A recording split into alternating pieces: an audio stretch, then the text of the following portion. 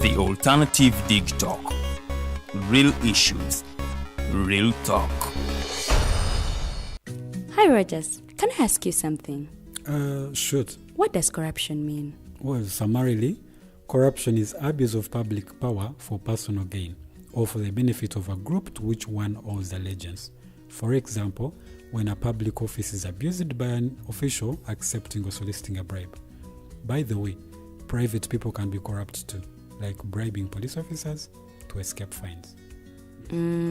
Okay. So exactly how does that concern me? Well, do you pay taxes? I guess, yeah. What does that have to do with this? Everything. Because those taxes you pay are supposed to facilitate services you use, like water, electricity, roads construction, medicines in hospitals, name it. Okay, that is much bigger than I thought. But it can be stopped, right? Well, yes, it can, although it may not be as easy as it sounds. And here is the reason why. Corruption roots are grounded in our country's social, political, economic, bureaucratic traditions and policies. So, what has kept it going this long? I mean, why don't we stop it? Well, the main reason why it has been here for so long is because institutions are weak, either as a result of poorly defined ethical standards of public service, weak administrative and financial systems, or ineffective watchdog agencies. What can we do to stop it? At a national level, we must focus on strengthening the independence and effectiveness of public institutions that fight corruption. At a personal level, we must commit to never giving a bribe. I promise I'll never give a bribe. Well, that's a great decision you have made. Me and you now have to spread this message to all our friends. If we all do our part, corruption will be no more. This message is brought to you by Alternative Digital.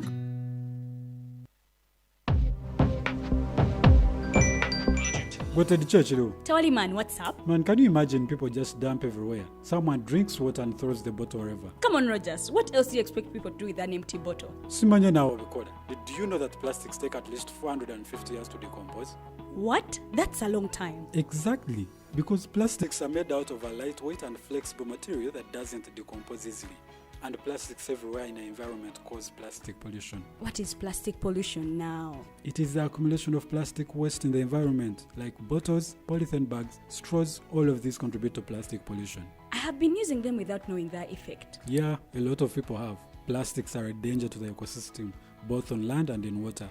So how can we overcome this problem? Is there something we can do? Oh yes, we can reduce by minimizing the use of plastics, reuse by repurposing them, or recycle by collecting and processing them into new products. Everyone wants to change the world, but no one wants to change themselves for the world. How about we change our habits for the world? And it starts with me and you. This message is brought to you by Alternative Digital.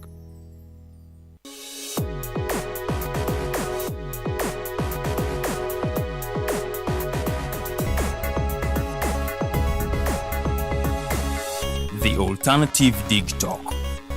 Real issues, real talk.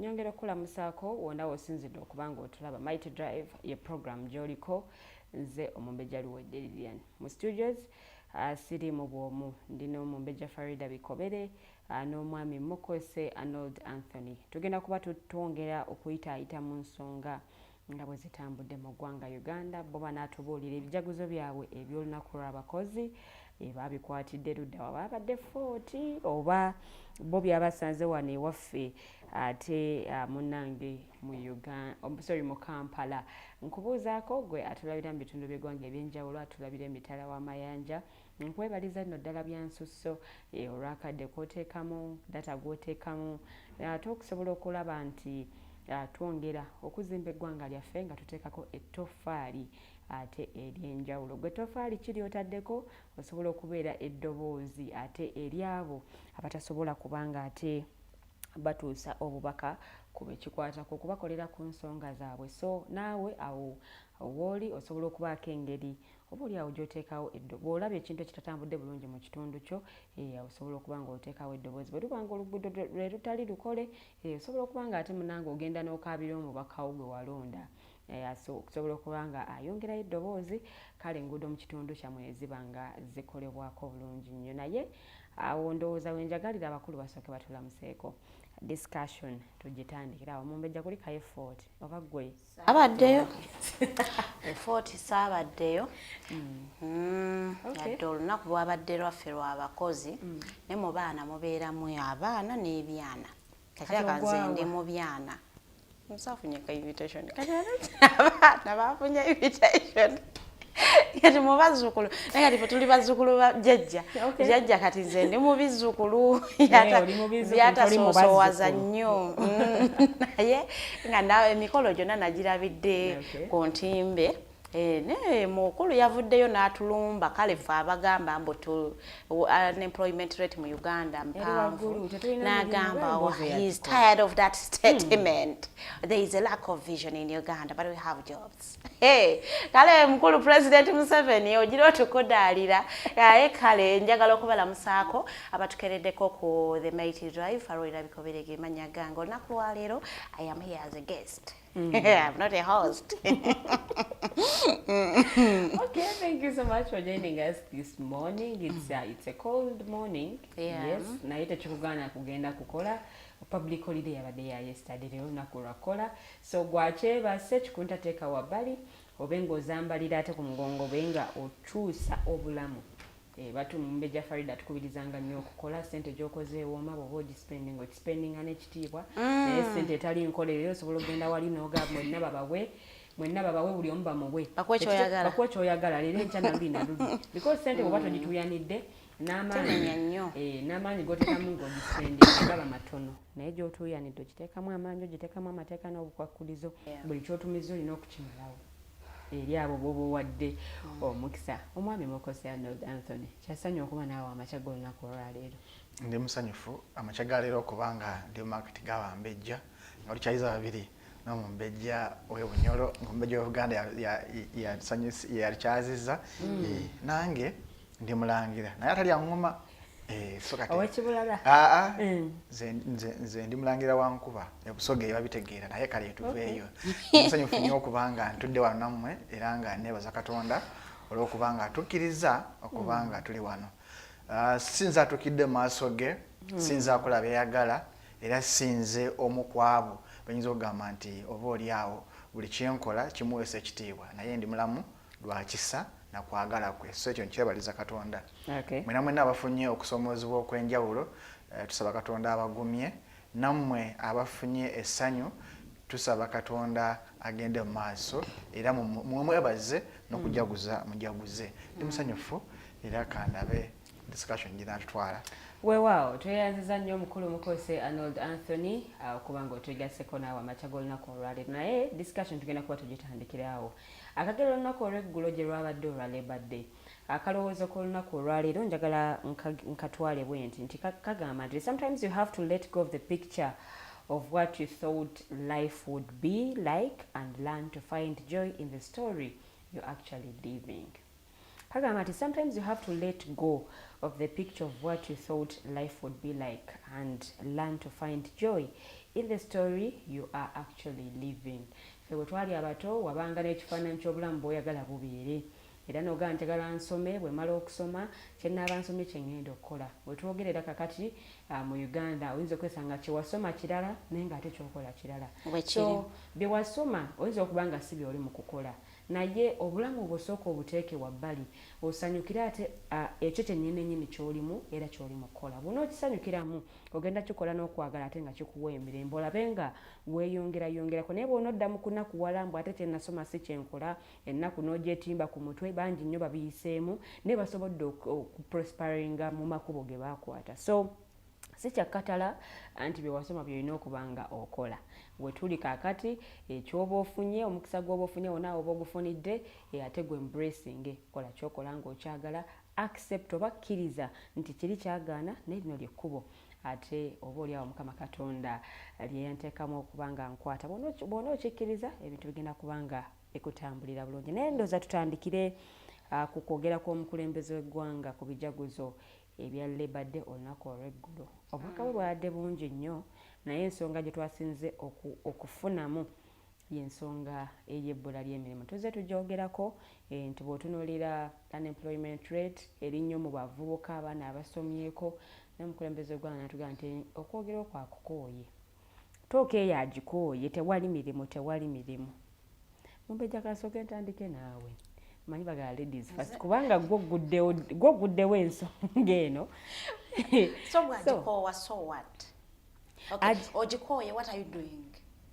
No, kakati n'agamba nti singa mu embracing guidelines aba NRMs babawa ku nsonga y'ennima ya Kenya nti wano olimirewo bameka ku bawala abalima baba batabanyiibe nga bokala emirimu gyabwe yabasomesa bagende balime bameka atuwe by example. Leader leads by example.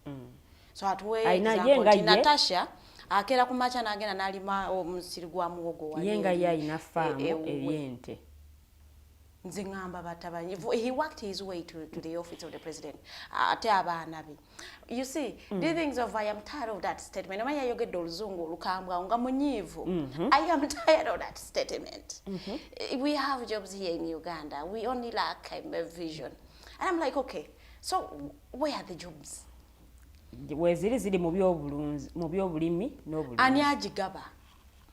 Because okay, ne mu bulunzi ne mu bulimi gyagamba abantu there are jobs. Abantu babanyazeeko amataka gaabwe. We have been crying here for land grabbing.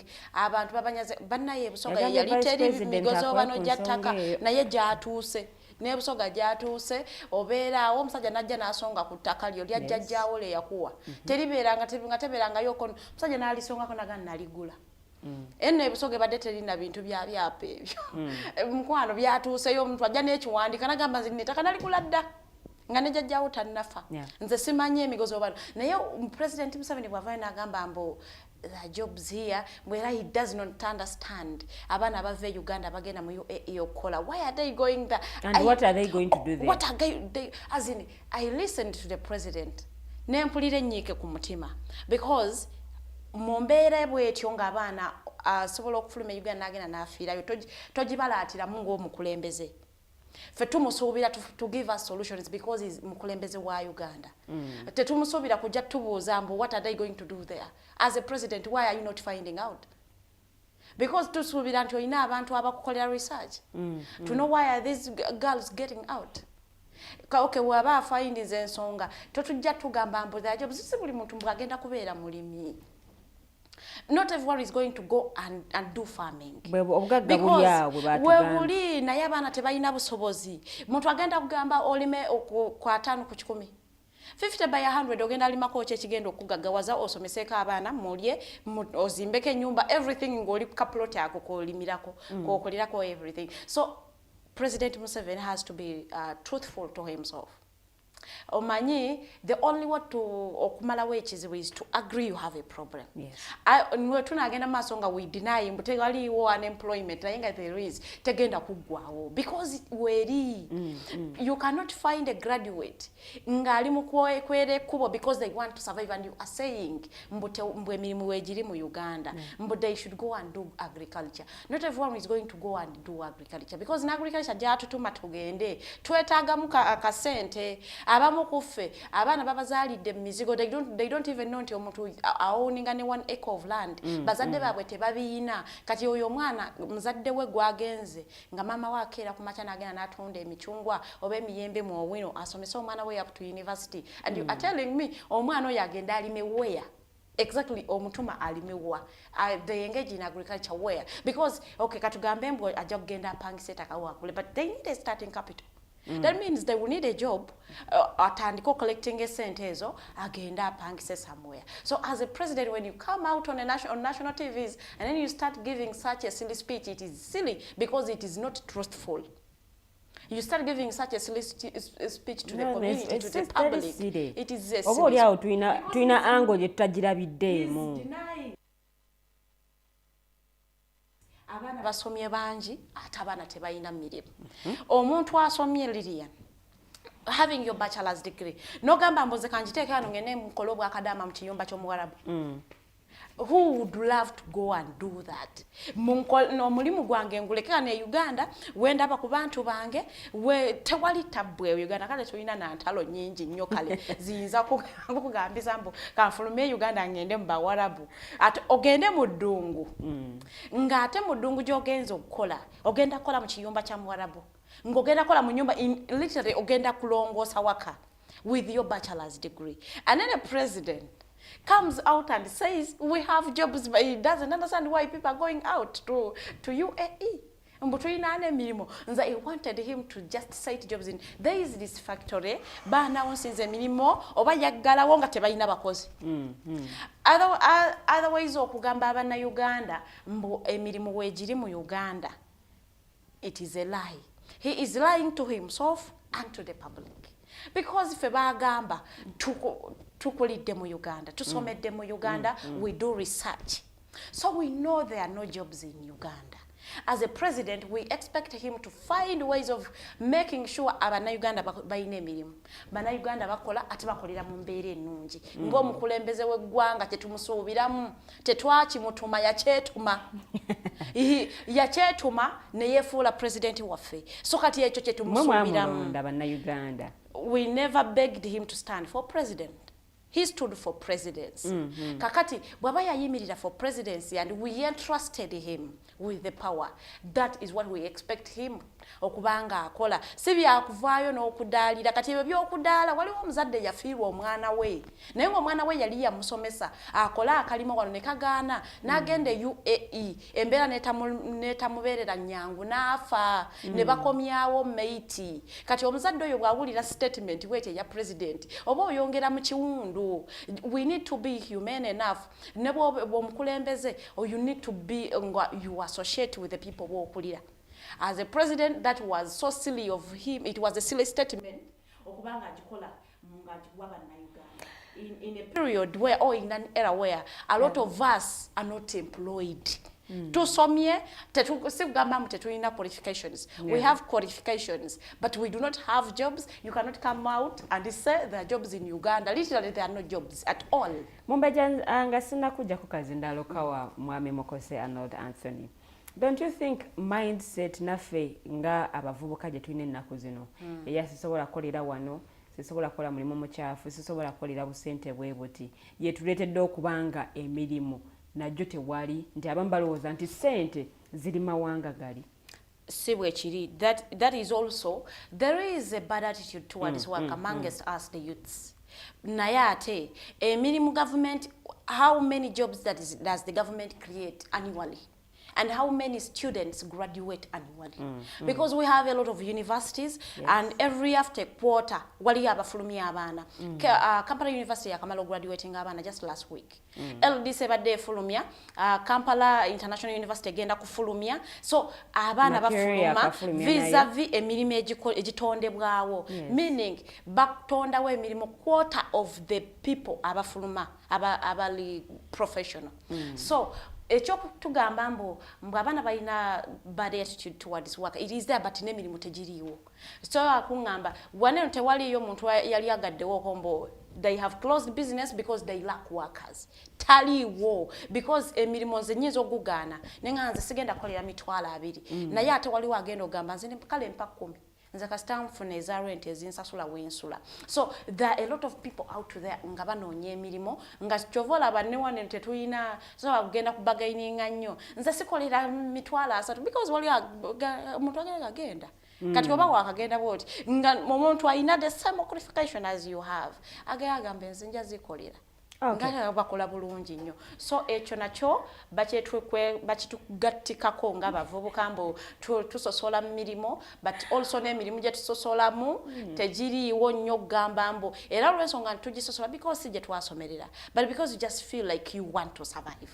Singa wabaddewo emirimu emirala ng'abaana basobola okukwata ebiwandiiko byabwe ne bibyeyimirira ne bafuna emirimu they wouldn't be naye olw'ensonga otulamu onogamba anyways omuzadde wo yakusomesa from primary osomera mu private school nogenda okolera emitwalo 2. Education is an investment. When are you going to give back to your parent? Thank you so much, Farida. Njagala crossing over to Mwami Mukose Arno Anthony. Nyeke nge kwetimbye maso already nga tunaba nakubako kyoyogera.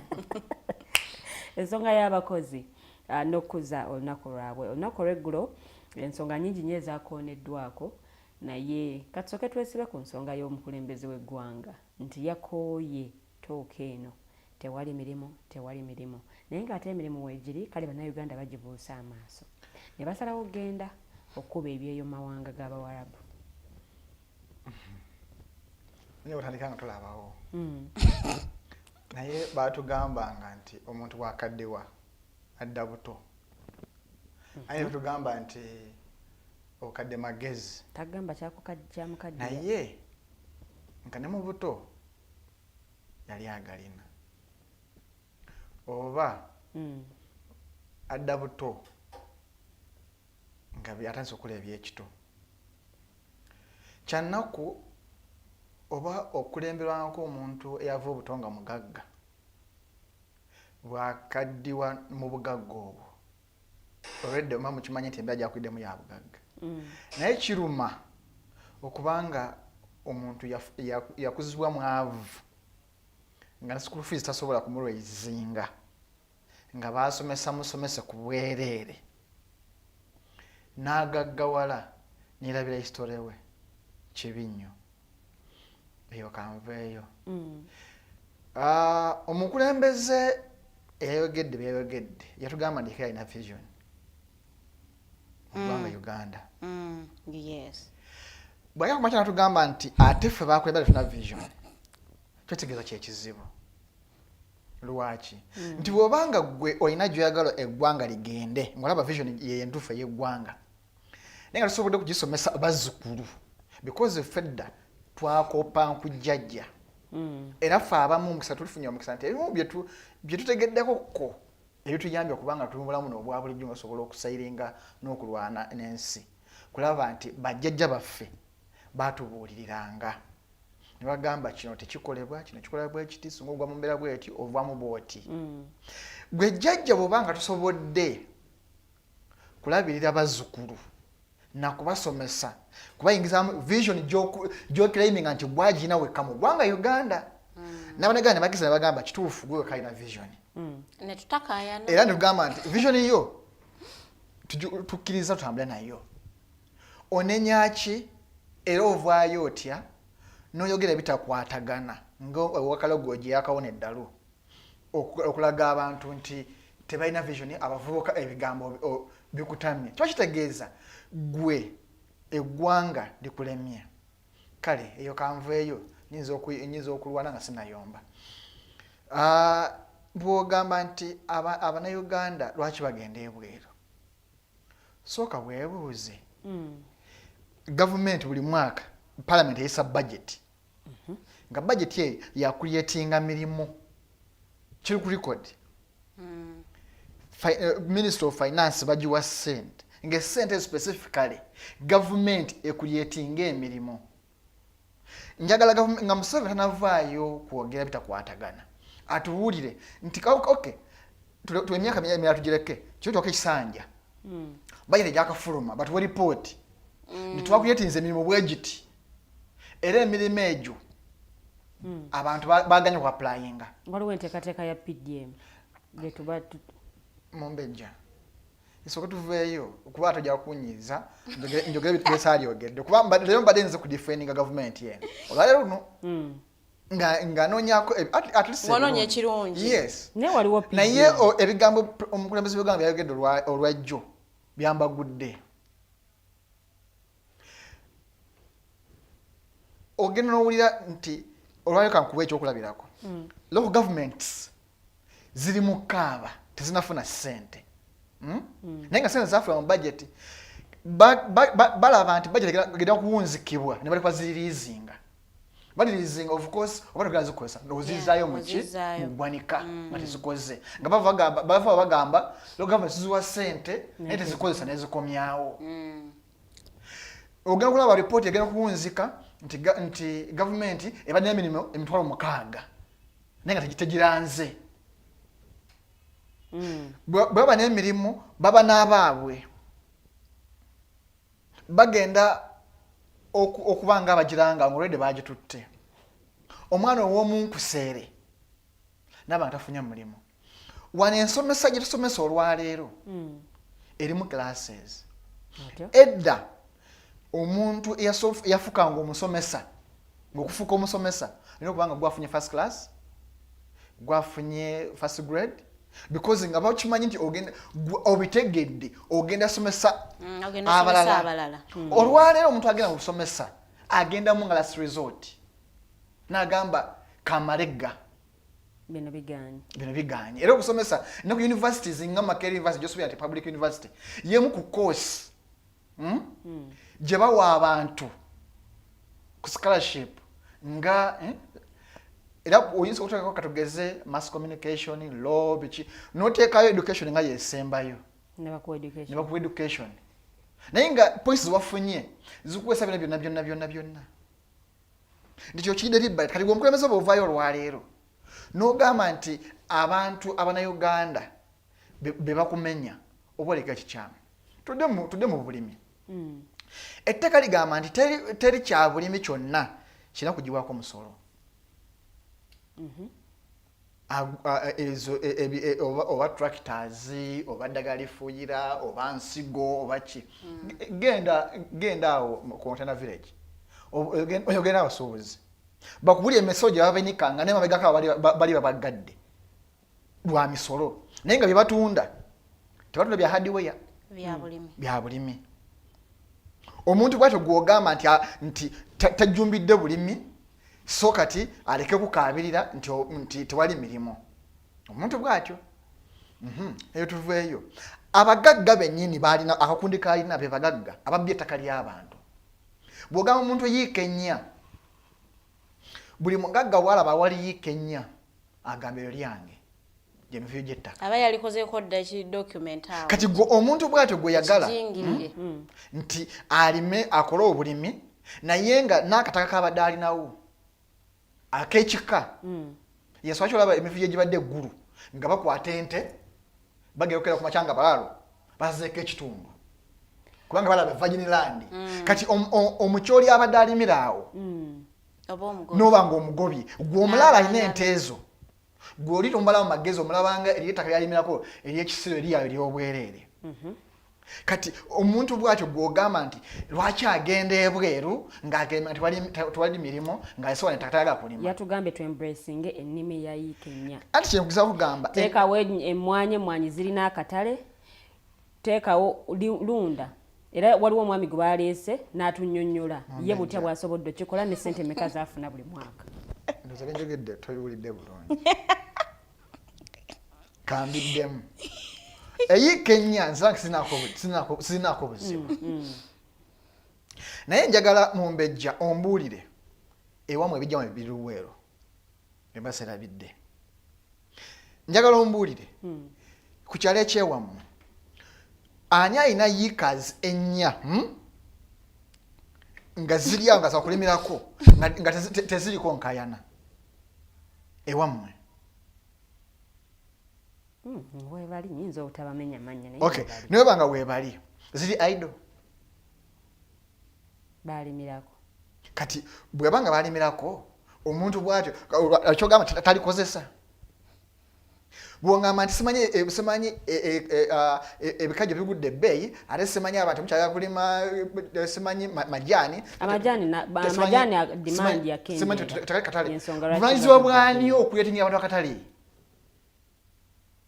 kati omugaso gwa gavumenti mugaso ki lwaki abantu bawa emisolo because obuvunaanyizibwa bwa gavumenti kunkola byesitasobola kukola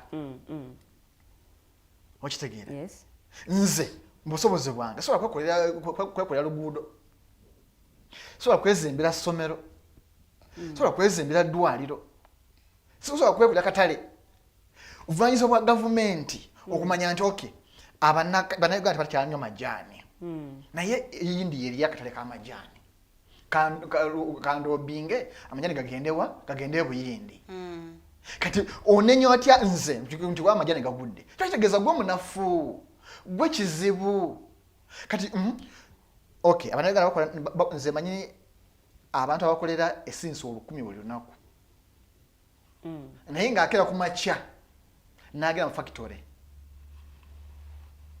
nga bamuwa 10 naye kwe kuli okulya kwe kuli nenga gye n'atuuka awo nga gwe musaala gwe agenda okuwunzika munaku asavinga 10 olwo ng'ate mu kunyigirizibwa okw'amaanyi naye nga bakola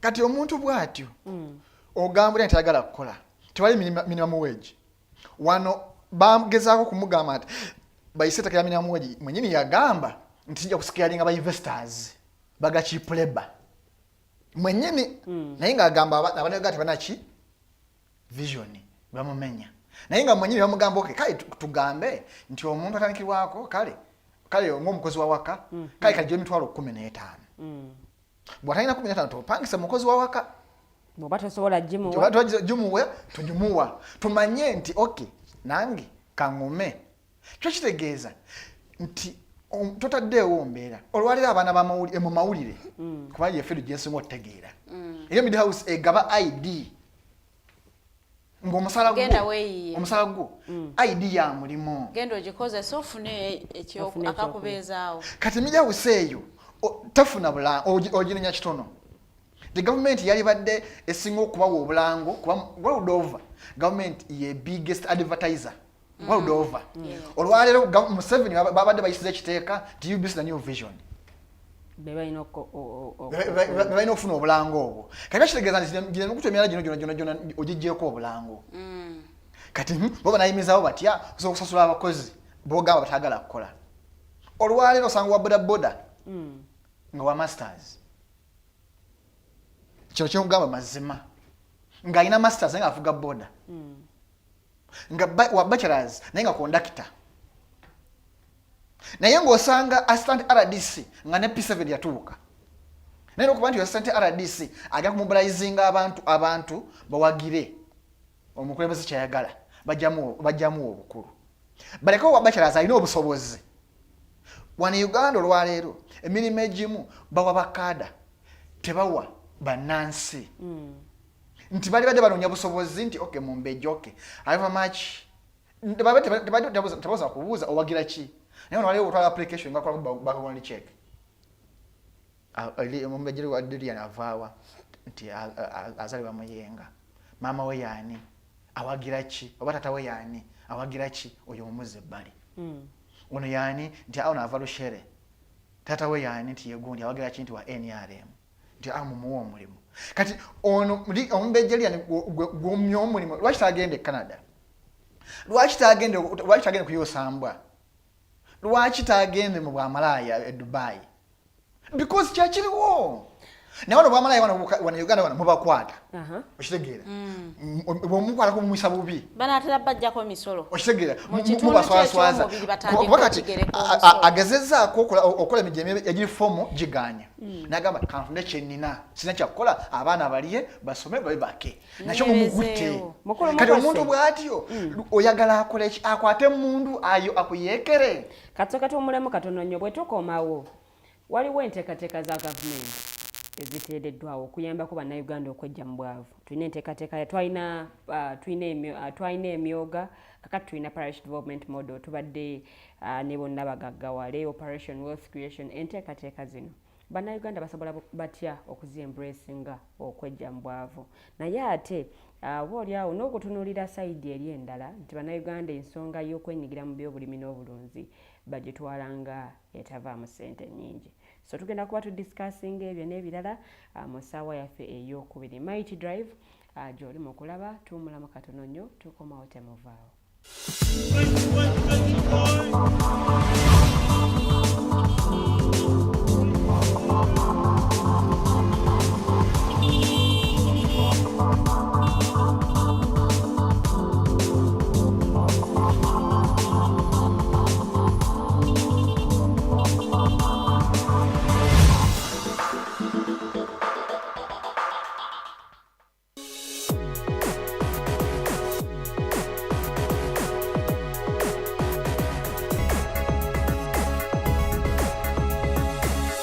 The Alternative Dig Talk. Real issues, real talk. Are you craving for that special meal that will entice your taste buds and leave you with lasting, thrilling memories? Look no further. Spice Island Bulenga has got your answer. Natural, fresh and delicious juice, the best meals. Don't miss our daily specials from Monday to Sunday. Pizza Wednesday, Saturday Pizza Bonanza, you buy one and take two. Come dine with us and feel the experience. We are located at Prime Shopping Center in Bulenga, Mitiana Road. For inquiries, call us on 0704111720. Spice Island, we treat your cravings.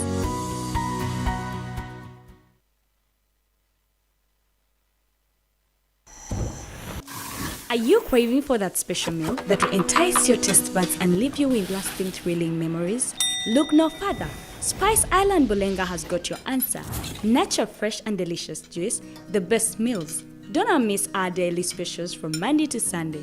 Pizza Wednesday, Saturday Pizza Bonanza, you buy one and take two.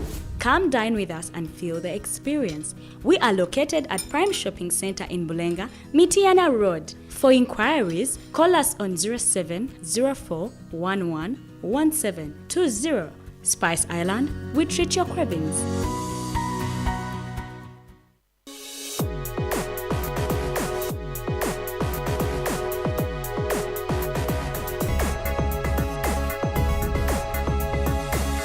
The Alternative Dig Talk. Real issues, real talk.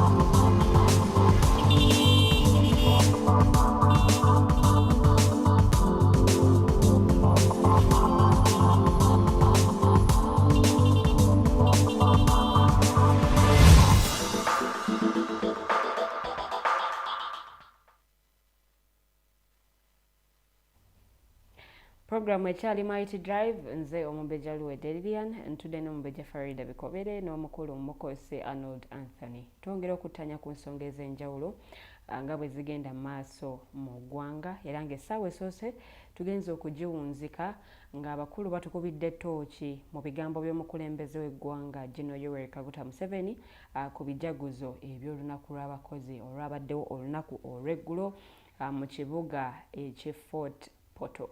Nonno abakulu ab'enjawulo bayogedde abakulira ebibiina ebitwala abakozi wano mu ggwanga nabo bayogedde ku nsonga stills ezimu obutabaawo ssente z'essalira eri ate bannayuganda kale nekireetera bangi nnyo okubanga bafuluma okugenda emitala w'amayanja okwenoonyeza ensimbi era nga abasinga batunuulidde nti ensonga eno yereetedde bangi okulekawo emirimu gyabwe wabula amateeka agafuga abakozi embeera mwe bakolera byonna ebyo bireetedde bangi nnyo okuba nti baleka eggwanga lyabwe kale ne bagenda mu mawanga amalala okuyiiya ensimbi oba okukyusa embeera n'obulamu mwe bawangaalira. Naye ng'ate wano omukulembeze w'eggwanga azze nga kitugambye okwembracinga enteekateeka za gavumenti nga parish development model twalina emyoga nga bwe nkunnyonnyodde wali nga tugenda mu kuwummulamu. Enteekateeka zino ekizireeta kuyambako bannayuganda kwejja mu bwavu wabula ensonga eno bangi nnyo bagibuusizza amaaso era ng'omukulembeze w'eggwanga yagambye nti singa bannayuganda dde nga bagoberera guidelines ab'ekibiina ki NRM ze bazze nga babawa kale ensonga y'okkaabira emirimu teyali badde y'amaanyi nnyo nga bwe bajoogerako ensangi zino. So enteekateeka ezo bannayuganda bo bazembraces. Abali mu studios bo bajja kuba batubuulira ku nsonga eno naye n'ekirala kiki ekyetaaga okuba nga kikolebwa okutereeza oba okusolvinga ebizibu abakozi bye basanga nga tujaguza ate olunaku luno olw'abakozi n'omwezi guno gwonna ensonga ezo discussions ezo tugenda kuba nga tuba nazo mu programs zaffe ez'enjawulo. Tutambula ffenna kutuuka ku ssaawa 4 ez'amakya g'olunaku olwaleero ku The Alternative Uganda ne Digital TV mu comment section teekawo endowooza yo nja kuba nga ate nze osaba Mumbejja Farida PDM omukulembeze w'eggwanga agitujjukiza nga buli kadde okuba nga tugyenyigiramu naye olowooza bannayuganda si kubiteeka mu byabufuzi ekibaleetedde okuba nti abamu oba oliawo baganye n'okugenda okuggyayo ssente kale ate ne bamaliriza nga bakaabye nti tebalina mirimu. Nze olaba ebintu bya Uganda wano eno twetaaga nze mba njagala n'enkijjeeri omukulembeze wakyogerera waggulu nnyo n'enkireetera ddala ku ground eri gwe katikanga nga gwe Mumbejja Lilian mu famire yo bameka abafuna PDM oyinza okuba kale gwe wabiteekamu ebyobufuzi nga bwe batugamba gwe wabiteekamu ebyobufuzi n'otagenda kuziggyayo bameka b'omanyi kale ku kyalo kyammwe abatabiteeka mu byabufuzi abokukyalo kuba sisiibayo kati nyinza wensula kyabika waliwo yagezaako n'afuna no sako yaabwe bagigaana kuba nabo bennyini baali bafere batenewe omanyi ebintu bino nga omukulembeze tannavaayo kulimba nsi Munnayuganda gwe ng'omuddayo weekube ogambe kantandikire mu famire yeewange bameka abaasaba PDM kandi ogamba kale tebaasaba kale ku kyalo groups meka ezaasaba ne zifuna kubanga abaana abaasaba PDM ku groups 10 emu yefuna ate mba mwali bakufuna milioni 15 omukulu abayambyeko okuyisaamu diru yamwe yazitwala ze nagezaako okubanga togoba sente za Youth Livelihood Fund sente ezo twazigoba okumala omwaka nga mulamba nezigaana we gave up budget negwako we gave up netukkiriza nti ezo ziganye tetujja kuzifuna so zine ebintu byonna ate sente milioni kakadde kamu Lilian nga bakakuwadde oyinza kakola business ki nekujja mu bwavu naye toli wekka okulunda enkoko naye nga muli abantu katugeze bana akakadde kamu kakulundiza enkoko akakoko kamu kamutwalo olulanganda ebintu bino twetaaga tubimenyeremenyere Munnayuganda atulaba ategeere nti byonna omukulembeze byabawa abawudiisa tayagala muve mu bwavu. He is actually keeping you mweyo state y'obwavu. Akakoko akamu aka layers akamagi ka 223 wakati we 2 ne 2 kakati akakoko akamu okukakuza okuva ku stage kubanga bakakuwa ka week emu kati kuva ku week emu okakuze kabi kalukatani ofunye obukoko 10 bukoko 10 mitwala 27 already ziweddewo nayo wetaaga oluyu ekiyumba oyina okukizimba teba kati bakuwadde nga ekiyumba wazimba kale kyo wakizimba naye okuva ku ddagala otuka ku mmere osigazaawo emitwalo 7 mwejo naye nga ne transport obadde agenda kuleta tandakaleeta oyina okugula feeders ogule bagula ebalina engeri bagula ensuwa to keep those chicks warm kakati all that is an expense nanti bwoyongerayo ne sente kwe kugenda wagulu kana akoluna kabiru 7 omwezi kaje bajagamba kamutwala kati ogenda kula koka otandike n'enkoko 10 ati ziweddewo akakadde kaweddewo enkoko 10 zakakadde mitwalo 10 kichekeza kulagana bwogula enkoko 2 je mitwalo 2 bwogula enkoko 3 je mitwalo 3 nanti kati oguze enkulu zirya nnyo kate zirye akati nkoko 20 zisobola okujja mu bwavu notandika mpola nga bweyongerezako bwezimba obuze 10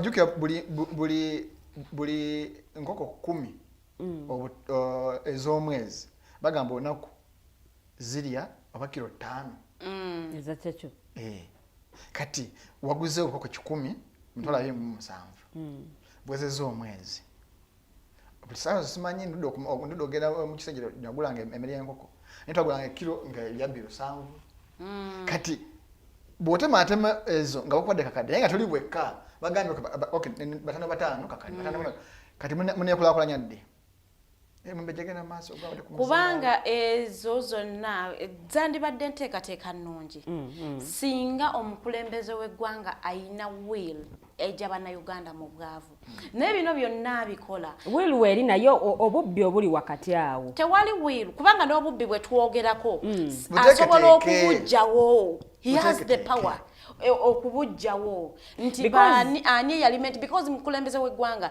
asobola okuvayo n'abuuza ani ali ku nsonga za PDM Mumbejja okusalamu ekirimi katono Prime Minister zenga atugamba nti abo bonna abasibye enteekateeka eno okubanga abantu bagiganyulwa bagenda kuba bakolebwako ng'obuyinza bwe bulagira era abo be baali bakozeeko omubbi w'amabaati gwe agambe omubbi wa PDM nti bwezaayo naye nga yogwabbye ekyamabaati tetavunaanibwa Mumbejja tuli wano tavunaanibwa teyagatwala ripoti teriiwo tumuwaayiriza Mumbejja tuganye tukula digitoko gwe wabbye vaani ya digitoko naye kati gwagamba nze yabbye kamera nkumyewo kamera naye nga tonakomyawo vaani no tukitunulire mu ange eno nti abo bonna abenyigira mu kubulankanya ssente za PDM bagenda kuba bakolebwako omukyala bakolebwako ddi katoka tuleko Mumbejja submitting ate Mumbejja ona byombusa no akaddeko ngenda kukakuwa kasoke tukawo Mumbejja asoka akole submission ye Uganda sasa nenga osaka oyogedde ku Robina Nabbanja nenjijukira nti ye Prime Minister naye bwe twassessinga impact ye as the Prime Minister of Uganda kyakoze would we say she has worked for Uganda or she has worked for President Museveni? Because she's a mobilizer, literally. She does mobilization.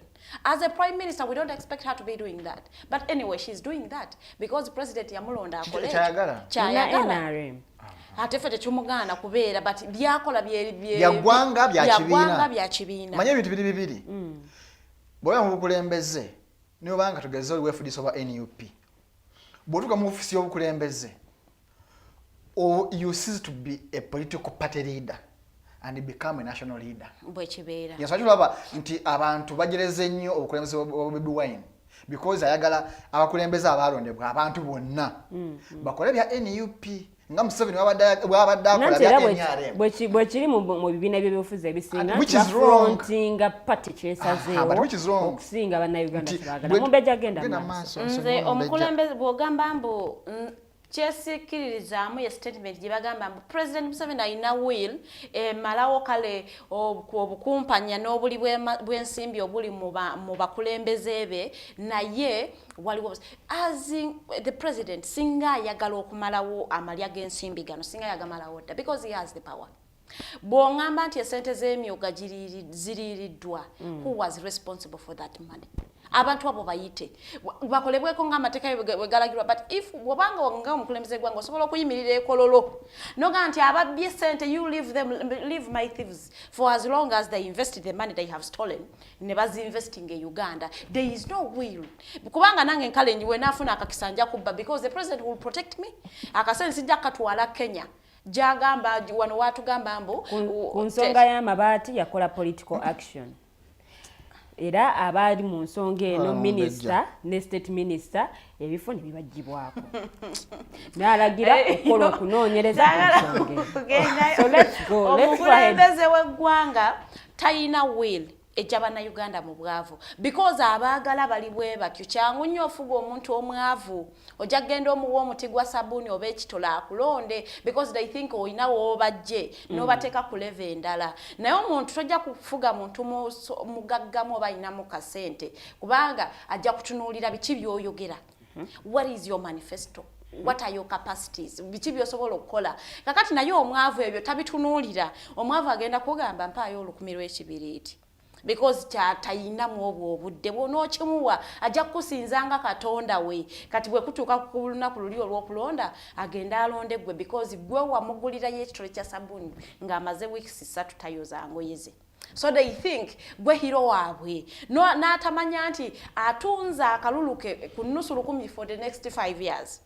Omuntu ono omuwadde agenda alye for that long period. So omukulu President Museveni tayina wili yonna ejja bannayuganda mu bwavu.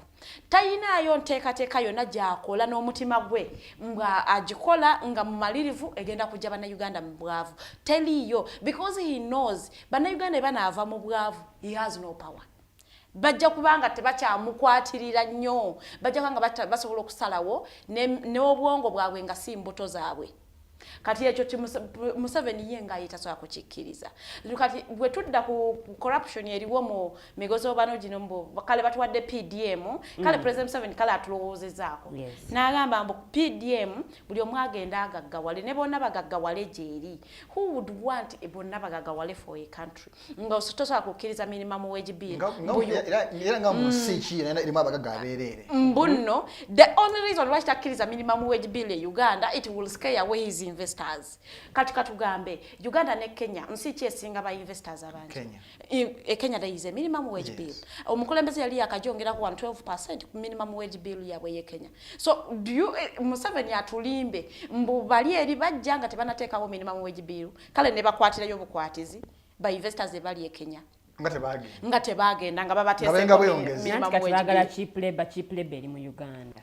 Why would the country trade abantu bayo for investors babawe cheap labor? As a president, so you protect the investors, you protect the foreigners on the expense of your own. Bali bagala cheap labor kati nabateerawo minimum wage bill tebagenda kujja nga bwe baagana okulagawa nga eriyo minimum wage bill. For that reason, so they didn't go. And so they chose Uganda because Uganda has no minimum wage bill. So the reason why omukulembeze w'eggwanga ateekateekawo obwo obuntu is kutuwudiisa kutulowoozesa mbwe atulowoozaako naye nga ina kyose tatulowoozaako. He has tatuyina ku mutima abantu be balina kubanga he has always made these statements. I am not siri mukozi wa. I'm not your servant. I am not your servant. I'm not working for anybody. I am not working for anybody. I'm working for my family. So kati omukulembeze bw'atyo making such statements nno tetumulumika mbu yazoogerera mu kisenge. Oba yali mama mbu yali ne mama Janet mu kaseera kaabwe akeddembe kale nga boogera awo omunetu kamera zaffe n'amwana wanamugamba naye nkolera mmwe n'abaana bo. He makes these statements in public and so you do not expect anything good from such a president. Naye nziza nnyo Mumbejja Farida omukulembeze yatukubiriza okulima emmwanyi akatale weekali so amajani go demand yakendera naye mwanya akatale weekali so natukubiriza bannayuganda okulima naye mwami Mukose Arnold Anthony PDM enteekateeka zino zizze era zezimu ku miwaatu oba oliawo gye bagamba nti gijja tuyambako ng'eggwanga okuboostinga ebyenfuna byaffe. Mpozi Black Cabinet yali azze kukola kyekituufu yali ku nsonga ya mwanya n'eddwaliro ly'e Lubuwa. Do you now find a reason lwaki omukulembeze w'eggwanga ayagala abantu balima emmwanyi? Akatale weekali tekaliiwo ayina omuntu we gwayagala trading emucho naye nga takifunamu nnyo. Omanyi nga abantu amateekateeka bwe bagazze olina okuwandiisa bikolo bimeka by'olina ku eka ye if you are going to grow coffee olina okuwandiisa olinako ebikolo bimeka era onogaddi ate tokkirizibwa kuzitunda. Mwanyizo tokkirizibwa kuzitunda kumala gaziguza omuntu. There will be someone nga yalina okubagulako in that particular region. So ebintu byonna mukulembeze w'eggwanga byaleeta it is not for you. Amajani batugambye quality gye tufulumya ayinza okuba yereese n'obuzibu okuba nti gagudde. Kati obuzibu bwani naye nze ddagala nsooka nzireko mpulireko mwami Mukose etayogera ku nsonga eno. Enteekateeka zino zonna zizze okuba nti ziyambako bannayuganda okujja mu bwavu. Neera mukulembeze w'eggwanga atukubiriza nnyo okwembracinga ICT eyo nayo ngeri emu oba oliawo gye tuyinza okuba nga tuyitamu okwejja mu bwavu but ewuwo mukulu Arnold Bannayuganda bangi baganya okwembracing enteekateeka zino ate ne tuvaayo ffe ffennyini ne tucomplaining nti tewali mirimu naye nga n'enteekateeka gavumenti zeetaddewo okutujja mu bwavu tetuzijjumbidde omusango tunenyaani omusango twenenya ffekka Bannayuganda kuba myaka 4 tukkiriza okufugibwa abantu abalinga batali Bannayuganda myaka aga tukkiriza abantu abefuulanga batali Bannayuganda because Bannayuganda n'ebintu kati kinze kiringa waffe mu lujja n'ebintu byesitakola ngamba naye kino kiyigiriza muganda wange nakino si kirungi olaba ne waba mwana wa neighbor nga bamutulugunya pulira ennaku naye gwokera okukya ku makya mwe muli baana bato oba kalulu kali oba 96 oba 21 baatugamba okulembeka abantu nga batema engogo Danisali yagamba mulembeke guno kulembeka abantu nga batema engogo tulembeke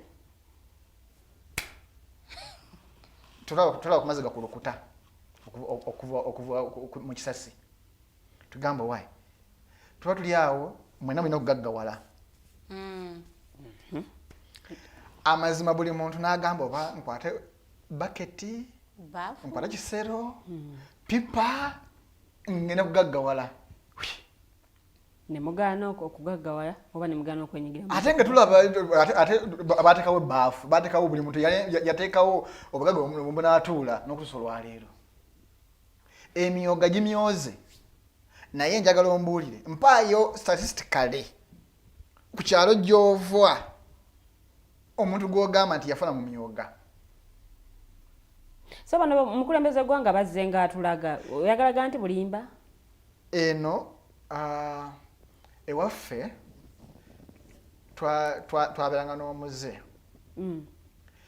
nga bwe tumanya ku kyalo omuvubuka omudigize naye nga bamubulidde aganye twefuula nga basezi ne twambala essanya tudda mu kitooke kati aba akomawo ne tumukanga nadduka kati naffe wano Museveni bwe yamanya tumuladdeko pressure twagala mirimu totuyambye kino nagamba naye abantu bangu bakuwudiisa bwe ndibaterawo kino bajja kuddukira ku ekyo balowooze nti ngenda bayamba kati kankubira olwaleero ng'oyagala Munnayuganda akulaakulane kera ku makya omugambi nti cooperative union nga bwe yali emwanyi bw'ogigula oba bw'ogamba nti olina omusiri gw'emmwanyi gwa yika 2 genda ku cooperative bakuwe emitwalo 10 bw'ona zikungula owa mwana school fees bw'ona zikungula zitwale ku cooperative bazitereke beyi bw'eririnnya bajja nakutegeeza nti bannange emmwanyi zaalinya tugenda zitunda era ennaku z'omwezi nga tugenda tutuula wekere 10 wekere 3 ofune ssente zo nga si kugamba nti penalty buli cooperative beekolemu bamanye katugeze abeera okuli twekozeemu ekyaffe ab'ennaŋŋanda bwe batyo ab'ekkonge nga baddembe okunoonya akatale kaabwe ke basuubira nti kano ke banaatukolera obagambe nti gavumenti nze nga gavumenti eya Mwami Museveni mwe abalimi b'akasooli ngenda bawa buli alina yiika z'akasooli 10 ngamuwa emitwalo 10 asobole okugula sabbuuni anaamuyisa wano mu mbeera n'okuba nga abeerawo kasooli bw'atuuka mumuleete tulinde akatale akawamu akategeerekeka tutunde buli muntu afune ssente ze oba bw'onaaba okungudde waliwo akakiiko akanaalondoola obutatunda okutuusa nga akatale katuukanye because government erina obusobozi kasooli wa Uganda wano olwaleero yakyasinze okuba ow'omulembe mu katale k'ensi yonna bwe twamutwala e Kenya baamutugobya eyo politics ebireke eyo politics eraba kasooli yawunzika akomawo eno oyo kasooli tulowooza nti bali bamugaana naye yali science kukomawo eno akomawo mu bapeneti abalala bagambe nti eri bamuganye babagulako bbeeyi yayisi bo nga bagenda mutunda because kasoli wa UN gwagaba ave wano lwaki UN yamukkiriza nga government ne family ya Museveni yamaguziza lwaki bo bamukkiriza naye vuga omuntu wabujjo wa mutunda bagamba low quality era low quality lwaki tamusensize nga bana Uganda bagambe kasoli omulungi nga butugamba kumwanyi nogeyengedde lwaki tugamba abantu bannange mwanikenga mbulungi kasoli mukungula ali bwati lwaki kyokulembeza nti mubi buvanyizibwa bwani obukusensitizinga abalimi lwaki mubawa ensigo ezitaddamu kusima mulundi mulala efe nazi kuno nga kaso ebirime twasimbanga nga kyosimbye okujja n'ensigo ya sizoni ejja olwaleero simba sizoni emu noddayo mu katalo ogula endala kati oyo ye mukulembeze ayagala mukulaakulane ye mukulembeze ali ku lwammwe wano olwaleero ensi ezikulaakulanye zivudde ku agriculture ziri ku agrobusiness wano njagala ombuulire kubanga wano waffe agriculture tulima culture ya bulimi like ngobuli culture nti ewaffe enkoko enganda ya free range because culture twagikuliramu ye culture ya bulimi naye tetukola agro culture nti okay nsobola okubanga ndi mukapolitika 5 ku 10 naye nsobola okufunamu ey'okulima n'okutunda tetulinamu eyo mentality naye obuzibu bwani n'abagirese balesemu malya ga nsimbi bw'oba edowooza PDM simanyi prime minister yagambye babakwate wano Uganda waliwo ekintu kimu omubbi yo yabbye enkoko naye enkoko jabbye ekosa omuntu ogwo babbye enkoko zensibi enkoko ya Mumbejja naye ekosa Mumbejja naye ona abbye obuwumbi obukosa katugeze abadde basirimu obukadde oyo si mubbi oyo mukenuzi era ekibonezo kyabawa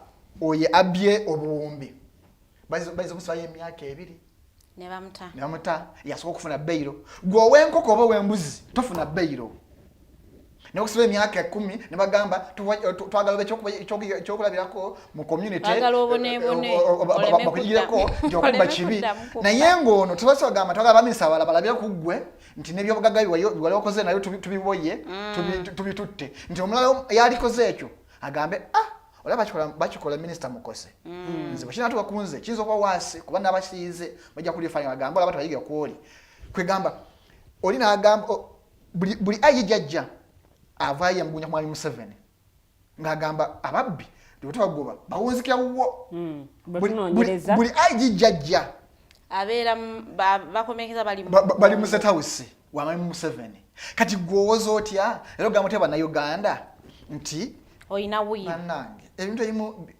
like ononya akalungi ko defend okay waliwo ensonga ezimu nga engongo nunya naye Mumbejja tutadde omulamwa talina nsonga okay abakulembeze especially abali ku ludo luwabula government basongeddwamu nga bamu abalemesezza bannayuganda okuganyula mu nteekateeka zino nti bataddemu nnyo ebyobufuzi okuziretera okuba nti mbi nnyo bannayuganda tebasaba kati Mumbejja wenyini awo njagala nkubuulire government policy kijja kukola gwe etali mu byabufuzi ndyoke nkubuulire lwaki njagala ongambe nti baleta kino kati kiri mu byabufuzi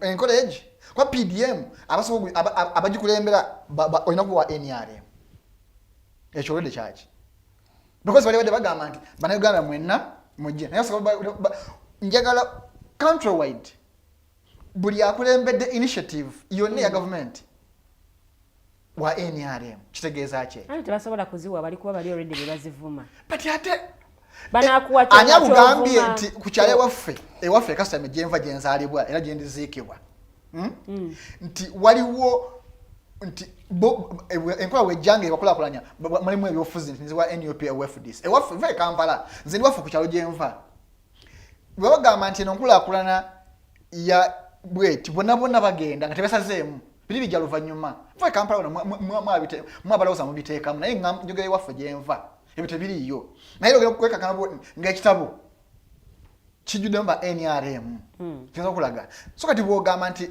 bataddeyo ebyobufuzi babitaddeyo because kyekiri ku ground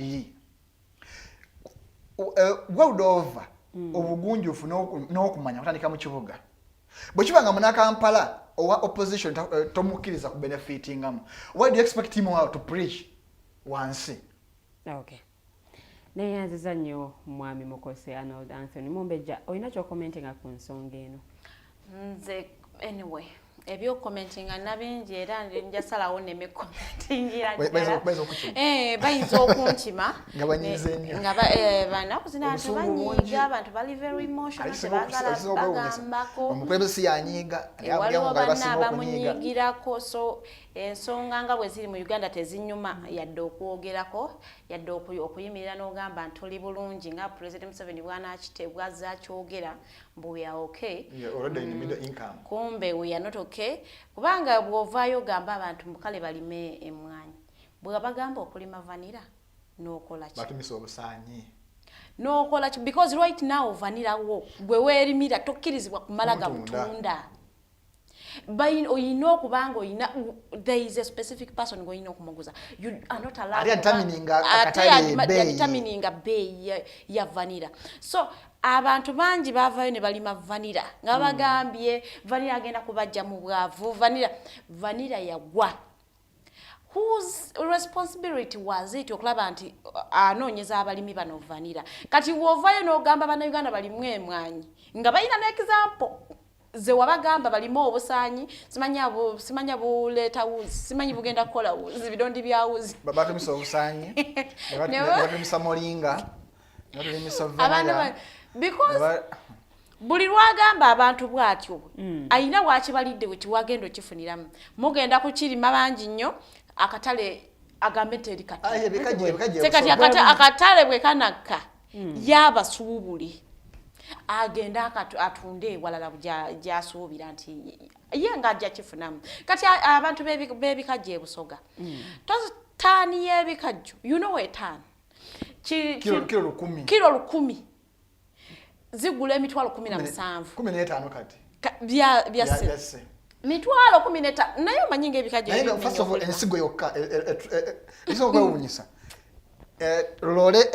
lole ng'ogenda kugula ya mitwalo 11 ensigo naye ate ogera ogitunda ekirole ky'ebikajjo kiyinza okukola ttaani nga 7 wakati wa 7 n'omwenda. Lole y'ebikajjo eyo eyinza okutwala almost azin naye notika lole nogijjamu emitwalo 5 ebikajjo naye nga wabirimidde omwaka mulamba.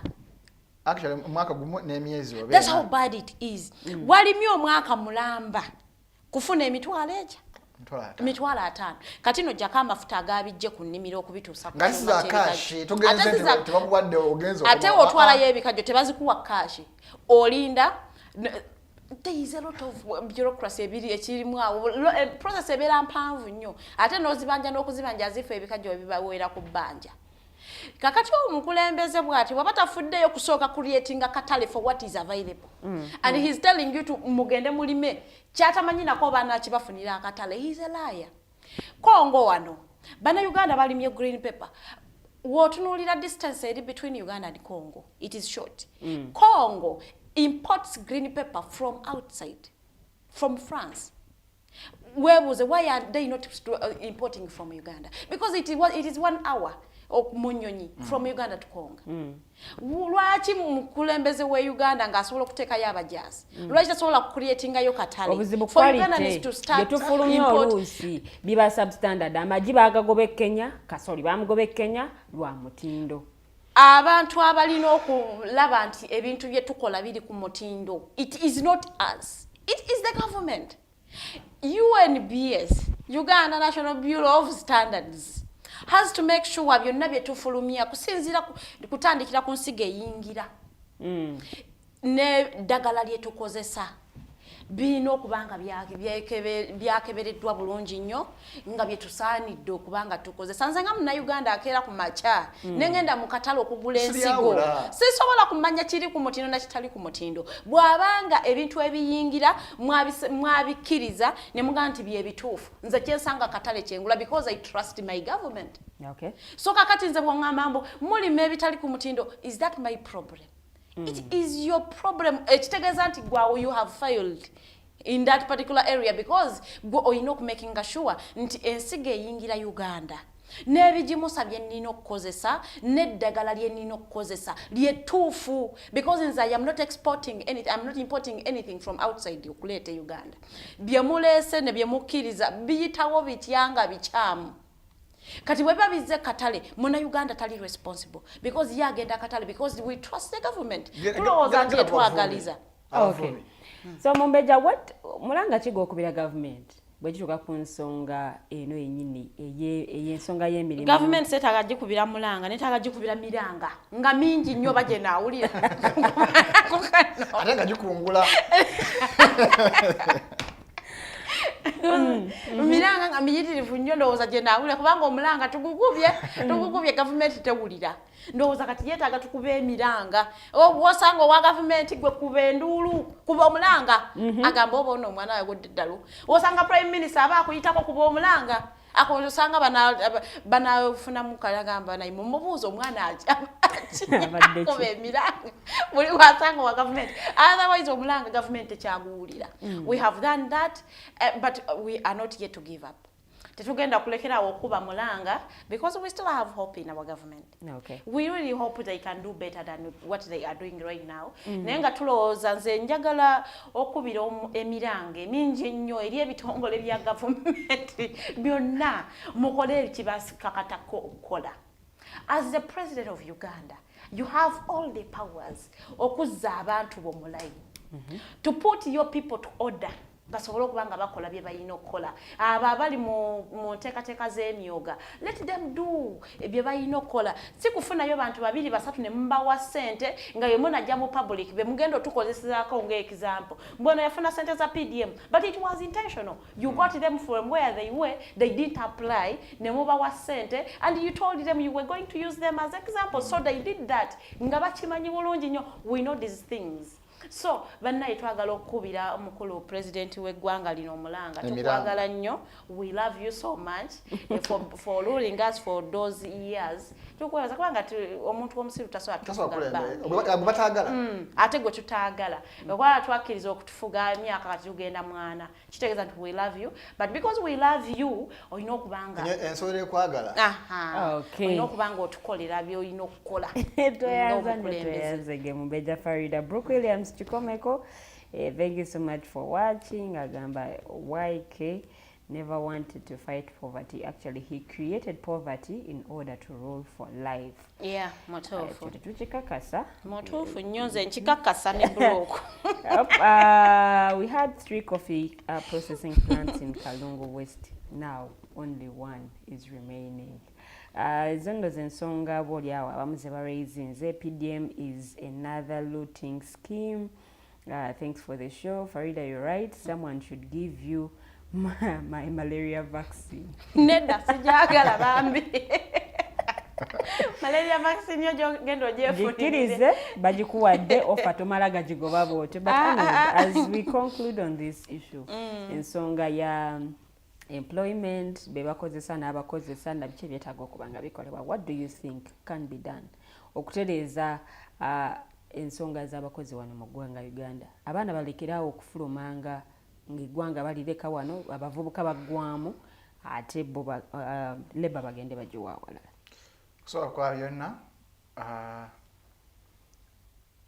nnyoyo wamu n'abavubi ku myalo egy'enjawulo kuba okuttibwa kweyongedde nga bannamagye abakwasisa ku byenvuba nga be babasse. So fe abali ku lukalu tetumanyi kiri wansi ku nnyanja eyo naye bw'okyalako ku myalo abantu abavubi balajjana abavubi bakaaba. So tunyula wamu naye nga ekiba tulugunyisa Lake Victoria erimu plots.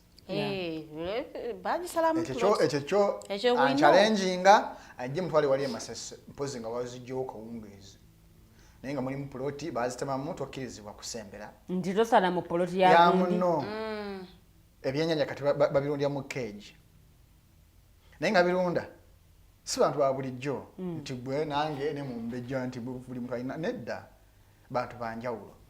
Abamu ekibassa butimba okwesa okuvuba naye ng'obutimba obugibwako omusolo nga buyingira wano era oli nagekatale n'akasanga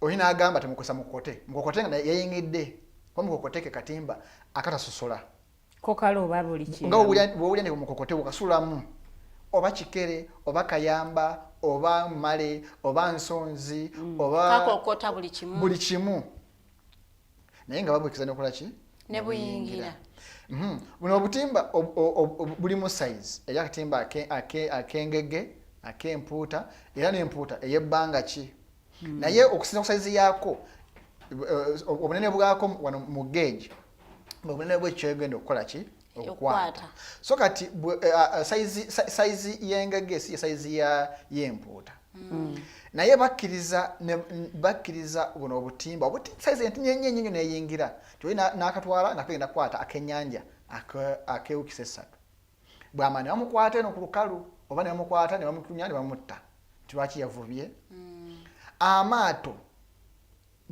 bagaasizza ag'abantu naye nga agamu tegavuba gakola bya busuuzi kusaabaza abantu naye because abantu bano omuntu wa bulijjo yali mu mulimu guno tebaagala muntu wa bulijjo abeeko kintu kimuyimirizaawo era nze mbeera neneewuunya ne ŋŋamba naye bannayuganda balinyigako ddi ne bagamba nti kimala kimala because bikolebwa bitulugunya ffe bantu ba bulijjo tali kintu kikolebwa because eriyo omuntu gwe mmanyi alina petrol station mu compound ye tenya mafuta ga wabweru alina essente alina room omuli sente nga takwesagena mu bbanka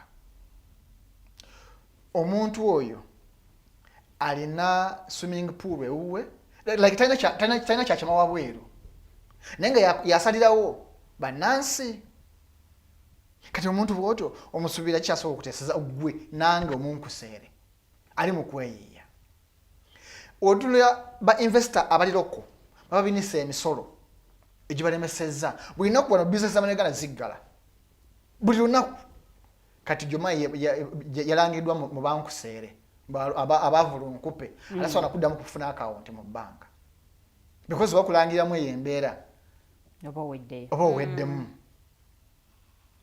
gwe batukwiye okulangira oba oweddemu naye nga Uganda Soloma anaatera okuggalawo musolo wano biyinzika Sembuule bona Bannayuganda naye ng'ogenda okuwulira nti bawadde penalty yazenga investor naye gwe bawadde sente bamuwa ettaka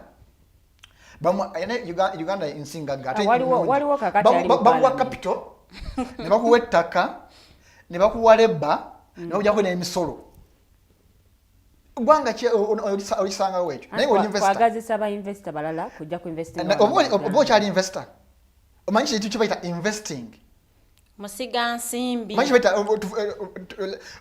tuve mu ebyo omanyi ekintu kye bayita investor kiba kitegeeza nti nina kye nina njagala kuva waffe ekasitayime ngende ku kyalo kiddako empungwe nga ziye empaya yange nti abeekasitayime okay nyiza obanga bizinesi njagala okukola ekasitayime takola naye bwegitwala emayuge mu tawuni ejja kukola kyo kitegeeza bwengende emayuge ndina obusobozi obwestablishinga naye sobola otuuka amayuge alina nga mayuge tawuni council tibana mundi investor naye mumpe ettaka mumpe capital naye n'emisolo muginzijeko emyaka 3 naye ate mumpe n'abakozi omani investor naye ate bensanzewo emayuge mu trading center ewaffe mbagambe council bagambe nti naye ate mmwe nsasula emisolo eginasobola okuziba ekituli kyona yazze bwe twawadde oba oli mukulembeze mulungi kyekiri wano Uganda nkiziza ku level ya wansi omuntu waffe ategeewe bwe tubagamba nti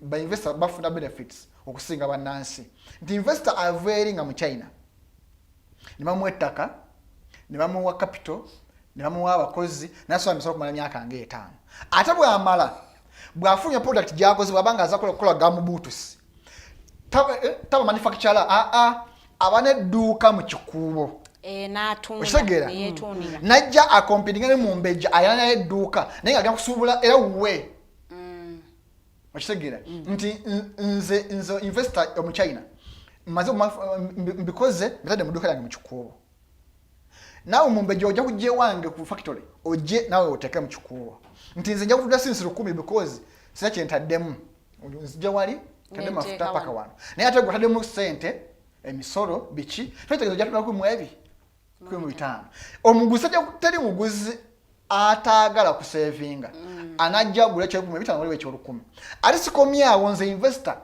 ngenze kayunga wansi oba mayiga wansi n'emmotoka ntembeya sikwe kutembeya naye ne mayoge town ntaddemu branch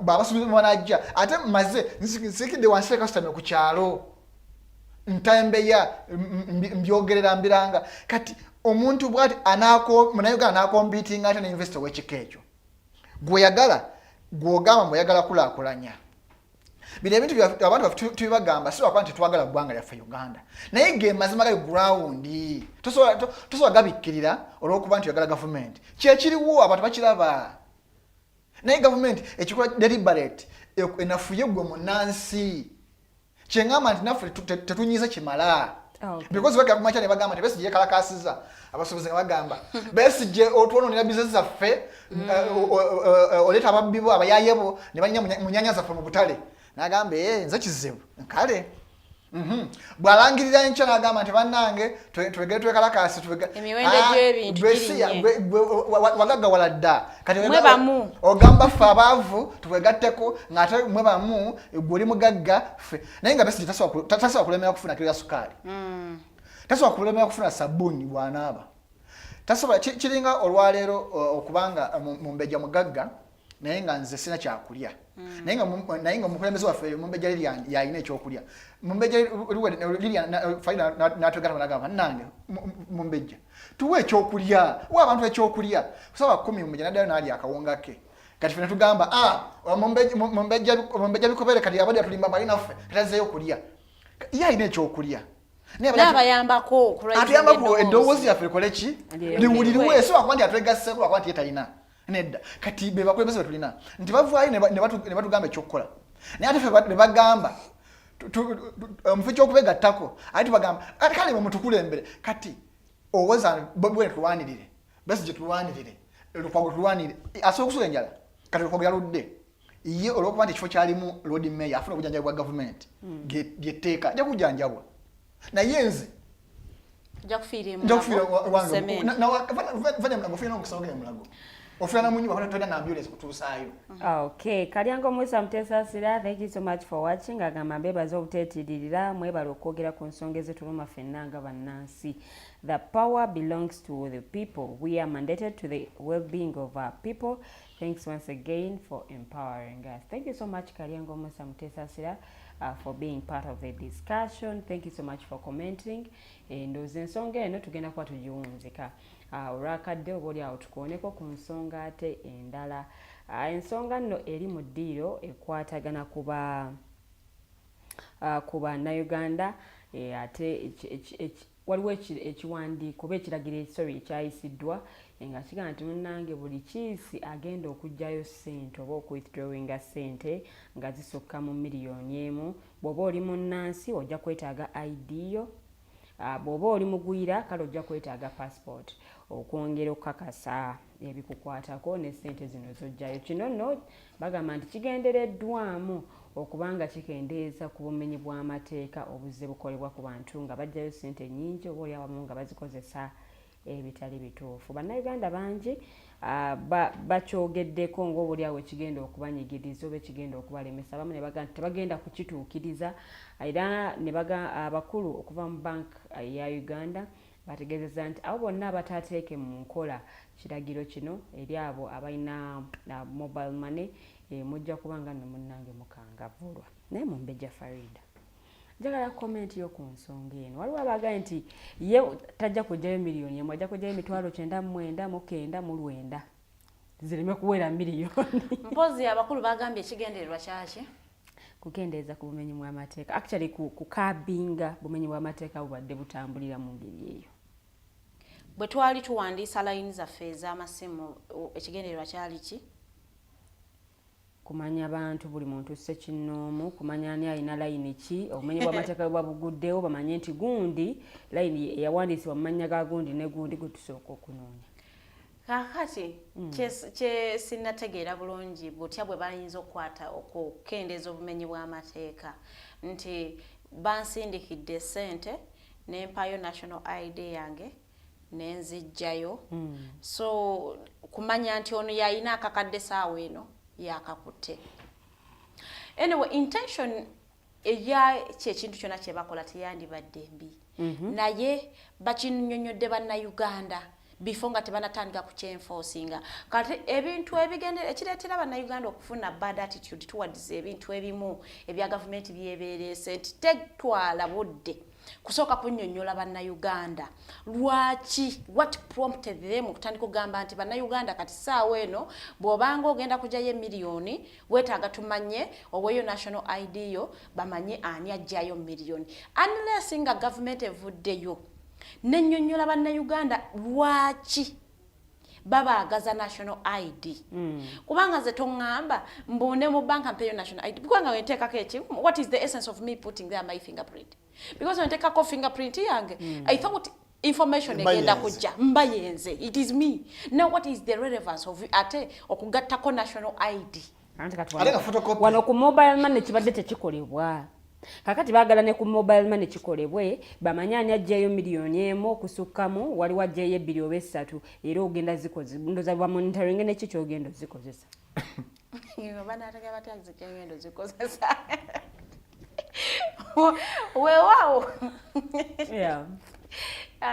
That whole enteekateeka yaabwe yonna osanga it is for the good of the people. Yes. Naye unless nga bavuddeyo ne batunyonnyola va ku bino okukola statements because they have not explained anything. They just come mu mawulire ne bagamba nti kutandika omwezi gwe guti mugenda tandika kuwa national ID.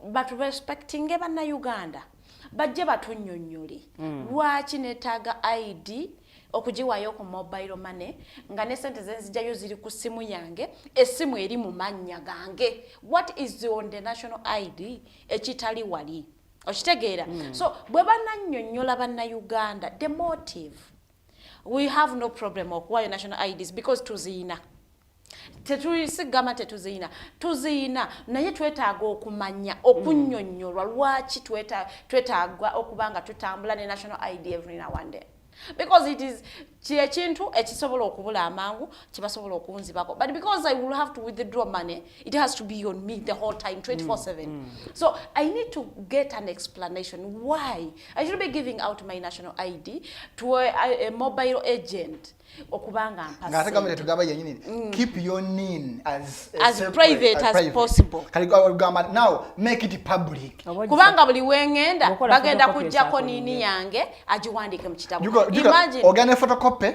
no original photocopy agent no kudayo na takumye kulaba photocopy yagisigaza nina namana agikopolola nagiwandika mu kitabu kati ngenda kujirayo ejinja asigaze nini yange ngende balala ngende country wide oli all over government ino okuvaayo okujjako nga wali wakifunamu naye oba wali wakifunamu oba nedda they need to explain to us fenga bannayuganda tutegeere the importance of us giving out those national IDs because batugambanga it is a secret thing it is your private property no one should get access to your data protection tugamba bulungi nti ebimu kulwaki NITA it was established kumajinga information eyeggwanga yonna ebenga eri controlled mu kifo kimu nga tegoba gasaasanyizibwa kati saazo ngambi nti okay information eya government tandike jikuba all over because I'm not a public servant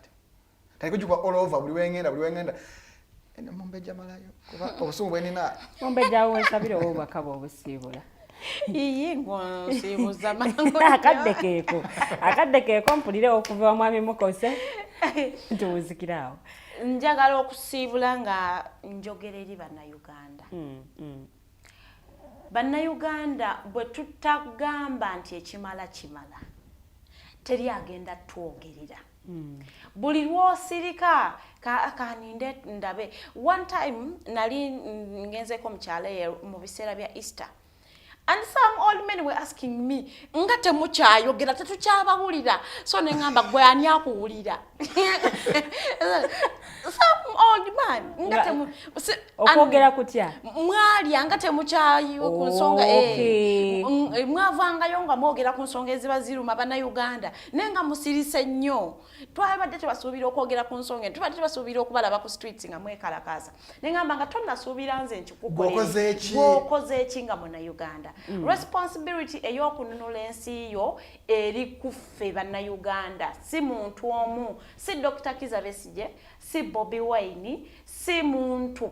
We are all responsible for a better country. Kakati bw'ona otunuulira oyagala nze ekikukolere bwe baba nkuba kibooko ogenda gamba nalya ate nga sina kyendidde. So bannaye ffenna twekolemu omulimo tusobole okulaba nga tununula ensi yaffe. Mumbejja akitaddemu obusungu naye neeyanze okusonga muntu walya neeyanziza. Mwami Mukose Arno Anthony, your comment about this issue ya okuwangayo national ID yo ngogenda okuwithdrawing sente ezisooka miliyoni emu. So kwa byonna mpabye emisango mingi n'enkoowa Abannayuganda ebeyo mala challenging because bw'oloopa ennyo musango wano mabirizi bw'aloopa na challenging naye atutamye.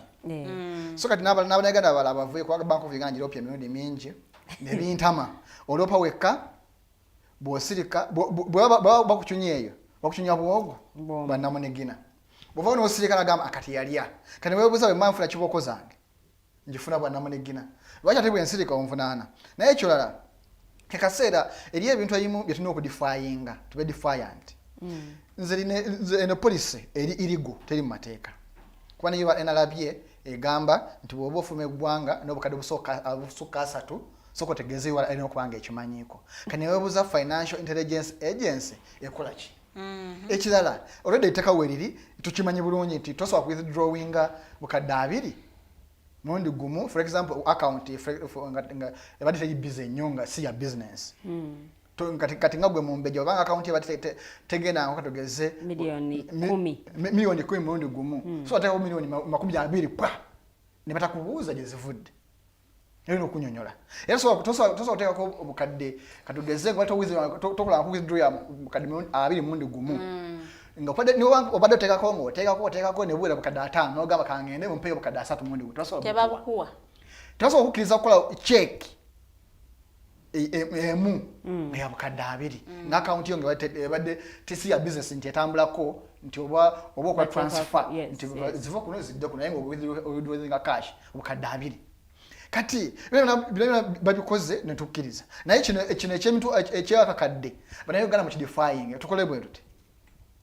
after all charges almost ezimu genda wano ogiye emitwalo aga 5 ogenda wali ogiye emitwalo aga 5 obenga obweza akadde tambula ogende kiri simple tuleke kumenya because buli charges akamu 2 akakadde akamu bakusala ndowooza oba guli gumu 2 5 5 bakusala oba kenda oba kasanvu relative atano kasanvu relative ogenda kulaba okay expense yejiri ID yo tojiwaddeyo emuleko because I'm expecting to make some transactions so kati katamene ID yange Mumbejja nsubiza akadde so nyinza okubanga ngenda kafuna so katamene nayo ate in the process emuleko let's withdraw 5 so galenga ate monsasuzo jimpa ate replacement 5 ate jifunirawo ate miezi ate family budget so ndo wasaba na Uganda ke kaseera kino kyakukola ensabo kyuse envubo bwekyusa amaaso nawe envubo okyusa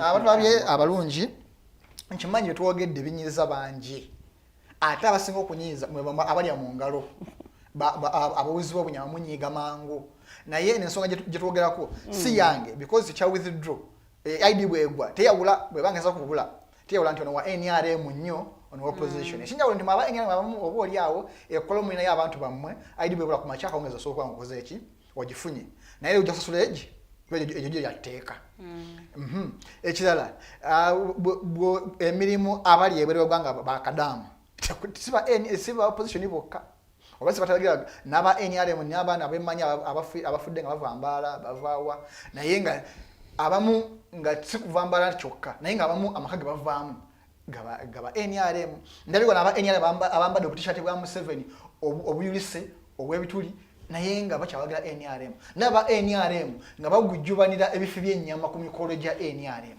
naye nga mu ggwanga eriyo wali badde olwanira ennyama azze ekifi ky'ennyama so betugamba tetubigambisa bukyayi tubigambisa kuba nti tetwagala nze njagala gavumenti njagala eggwanga lyange nsoma kyolaba ebisa ebisinga bangi abansabye ngende fulume eggwanga Uganda but Uganda yenyange sinda ggwanga lindifunamu mirembe ekyo nkyogera lunye nga Uganda because yentegeera so kati bwebanga yentegeera ninakola bulungi njikolere ku lw'obulungi bwange abaana bange n'abazzukulu saagala afuka kivume eri bazzukulu bagambe tata yakolawo ki nze njagala ebyafaayo binnamule bagambe tata yayogera jjajja yakola bwe yakola naye abakulembeze tebaawulira mukama batukuumire mubeere bulungi beeyanze okubanga mubadde mutulaba yange mutugoberera.